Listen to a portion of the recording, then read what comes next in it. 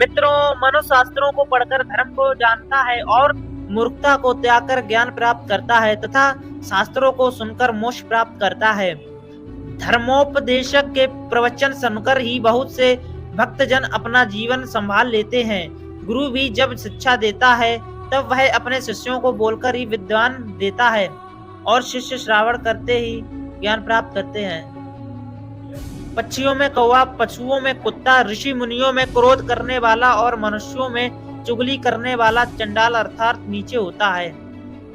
पाप कर्म और चुगली करना दोनों ही मानव जीवन के बड़े दोष माने गए हैं। इन्हें करने वाला मनुष्य ऋषि मुनि होने पर भी चंडाल होता है। जैसे पक्षियों में कौवा और पशुओं में कुत्ते को नीच माना गया है। कांसे का पात्र राख द्वारा मांजने से, तांबे का पात्र खटाई के रगड़ने से शुद्ध होता है। स्त्री रज्जुज्वला होने से पवित्र होती है और नदी तीव्र गति से बहने से निर्मल हो जाती है। हर वस्तु और प्राणी की अपनी अपनी प्रवृत्ति है। नदी का पानी यदि रुक जाए तो वह नदी नहीं रहती, उसका रुका हुआ पानी गंदा हो जाता है। पानी जब वेग से बहता है तभी वह शुद्ध होता है। इसी प्रकार रज्जुज्वला होने के बाद ही स्त्री गर्भ धारण करने योग्य बनती है और तांबे के बर्तन को अम्ल खटाई से और कांसे के बर्तन को राख में शुद्ध किया जा सकता है। किसी मनुष्य की गंदी आदतों को शुद्ध करने के लिए इसी भांति सांस, दाम, दंड भेद की नीति अपनानी चाहिए। ऐसा चाणक्य का मत है। प्रजा की रक्षा के लिए भ्रमण करने वाला राजा सम्मानित होता है, भ्रमण करने वाला योगी ब्राह्मण सम्मानित होता है, किंतु इधर उधर घूमने वाली स्त्री भ्रष्ट होकर नष्ट हो जाती हैं। जो राजा प्रजा के सुख दुख में सम्मिलित होकर उनकी परेशानियों को दूर करता है, प्रजा उस राजा का सदैव आदर करती है। इसी प्रकार जो योगी और ब्राह्मण प्रजा के हित में भ्रमण करते रहते हैं और उनके सभी धार्मिक, सामाजिक, आर्थिक कार्यों में उनकी मंगल कामना करते हैं, लोग उनका सम्मान करते हैं, उन्हें पूज्य मानते हैं। परंतु इधर उधर भटकने वाली स्त्री पतित होकर नष्ट हो जाती है। जिसके पास धन है उसके अनेक मित्र होते हैं, उसी के अनेक बंधु बांधते होते हैं। वही पुरुष कहलाता है और वही पंडित कहलाता है। धन का महत्व इतना बड़ा है कि जिसके पास यह होता है सब उसे ही महापुरुष, पंडित, विद्वान और सबका हितोषी मानने लगते हैं। सब उससे मित्रता करना चाहते हैं और उससे संबंध बनाना चाहते हैं। उसके सभी दोष, अवगुण और पैसे की चौक चौंध के सामने छिप जाते हैं। जैसी होनहार होती है वैसे ही बुद्धि हो जाती है। उद्योग धंधा भी ऐसा ही हो जाता है और सहायक भी वैसे ही मिल जाते हैं। होनी बलवान है, यह मुहावरा काफी प्रचलित है।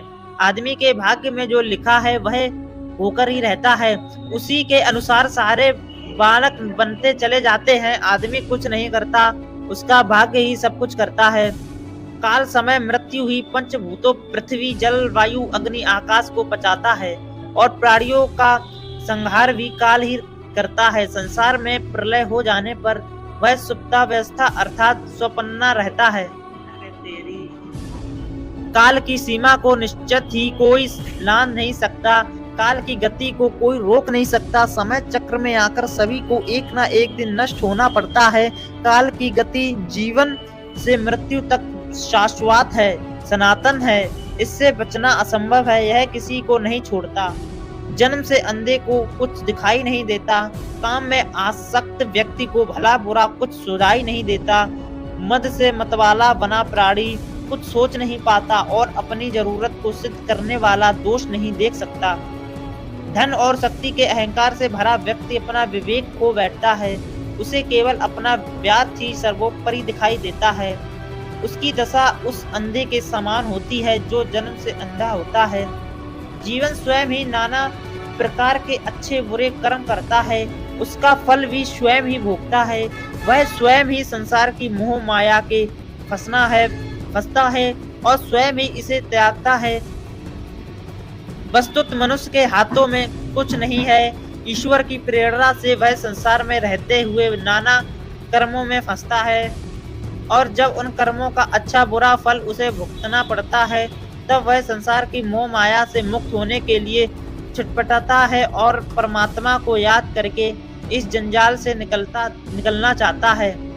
राजा अपनी प्रजा के द्वारा किए गए ताप को, पुरोहित राजा के पाप को, पति अपनी पत्नी के द्वारा किए गए पाप को और गुरु अपने शिष्य के पाप को भोगता है। राजा का कर्तव्य है कि वह अपनी प्रजा को पाप कर्म की ओर न बढ़ने दें।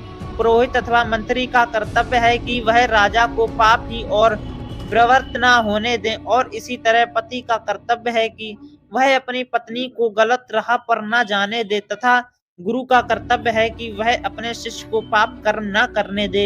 यदि वे ऐसा नहीं करते तो राजा को प्रजा का, पुरोहित को राजा का, पति को पत्नी का और गुरु को अपने शिष्य का पाप स्वयं भुगतना पड़ता है। कर्जदार पिता शत्रु है, व्यभिचारिणी माता शत्रु है, मूर्ख लड़का शत्रु है और सुंदर स्त्री शत्रु है। जो पिता अपनी संतान पर अपना कर्ज छोड़कर जाता है वह शत्रु के समान है। जो माता पतन के मार्ग पर चल रही है वह संतान के लिए शत्रु है। जो स्त्री सुंदर है उसकी रक्षा में पति को बहुत कठिनाई झेलनी पड़ती है क्योंकि सभी की कुदृष्टि उस पर रहती है और यदि संतान ही मूर्ख है तो वह माता पिता के लिए शत्रु से कम नहीं होती। लोभी को धन से, घमंडी को हाथ जोड़कर, मूर्ख को उसके अनुसार व्यवहार से और लोभी व्यक्ति धन का लालची होता है। अहंकारी व्यक्ति अपने अहंकार की संतुष्टि चाहता है, उसे नम्रता में बस में करना चाहती है। मूर्ख व्यक्ति को इच्छा अनुसार कार्य करके उसे बहला फुसलाकर बस में करना चाहिए और विद्वान व्यक्ति के कार्य करके उसे बहला फुसलाकर बस में करना चाहिए और विद्वान व्यक्ति के सम्मुख कभी झूठ नहीं बोलना चाहिए, उसे सच्चाई से ही वश में करना चाहिए। तो मित्रों, वीडियो अच्छी लगी हो तो वीडियो को लाइक एंड चैनल को सब्सक्राइब करना और अपने सभी मित्रों के साथ शेयर करना क्योंकि ऐसी वीडियो हमारे चैनल पर रोजाना देखने को मिलेगी। धन्यवाद।